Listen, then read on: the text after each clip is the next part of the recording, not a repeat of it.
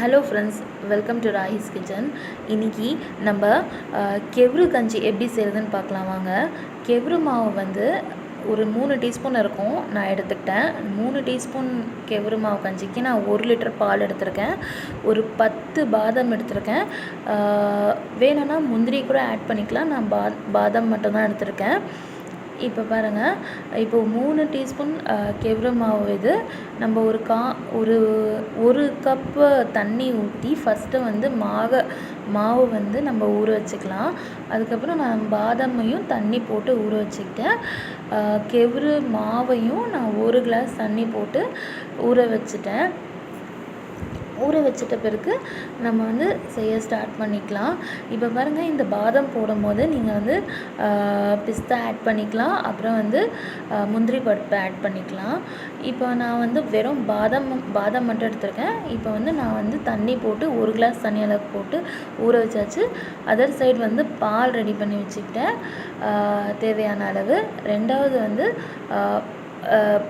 பாதாம் உரித்து கொண்டு வந்துட்ட பிறகு நம்ம வந்து இதில் வந்து கொஞ்சோண்டு பிரியாணி அரிசி இருக்கு இல்லையா, அது 1 டீஸ்பூன் அளவுக்கு பிரியாணி அரிசி எடுத்துக்கிட்டேன் நான்.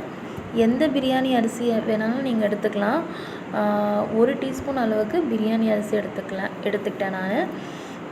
இப்போ வந்து பாதாம் வந்து நல்லா தோல் உரித்து பிறகு 1 டீஸ்பூன் அளவுக்கு பிரியாணி அரிசி எடுத்துகிட்டு வந்தாச்சு. இப்போ பாருங்க, எல்லாமே ரெடி பண்ணி வச்சாச்சு. இப்போ நம்ம வந்து செய்ய ஸ்டார்ட் பண்ணிடலாம்.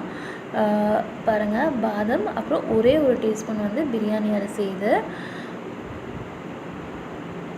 ஃப்ரெண்ட்ஸ், இது ரொம்ப ஹெல்த்தியான டிஷ்ஷு, கண்டிப்பாக ட்ரை பண்ணி பாருங்கள். இப்போ வந்து பாதாமையும் பிரியாணி அரிசியும் நான் வந்து மிக்சியில் போட்டு கிரைண்ட் பண்ணி கொண்டு வந்துட்டேன். ஒரு பக்கம் வந்து ஊற வச்சுருந்தோம் இல்லையா, அந்த கெவுரு மாவு வந்து நான் அடுப்பில் ஒரு பாத்திரத்தை ஏற்றிட்டு வெறும் அந்த தண்ணியில் கலக்கி வச்சுருந்த கெவுரு மாவை வந்து நான் வந்து ஆட் பண்ணிவிட்டு அந்த கெவுரு மாவு வந்து ஒரு கஞ்சி பதத்துக்கு வந்துடும். அந்த டைமில் வந்து நீங்கள் வந்து பாலை ஆட் பண்ணிக்கணும். பால்லையே அந்த கெவுரு வந்து நல்லா வேகணும்.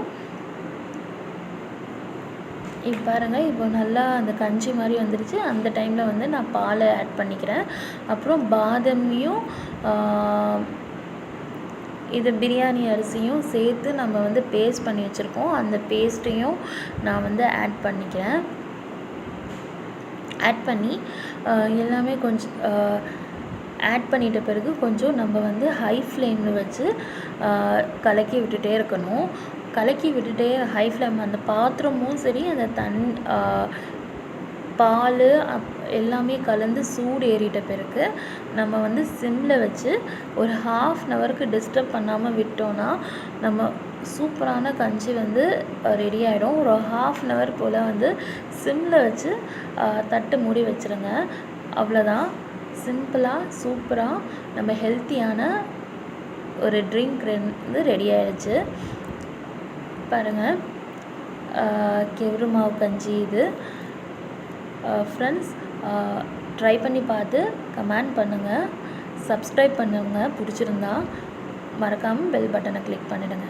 தேங்க்யூ ஃப்ரெண்ட்ஸ், பாய்.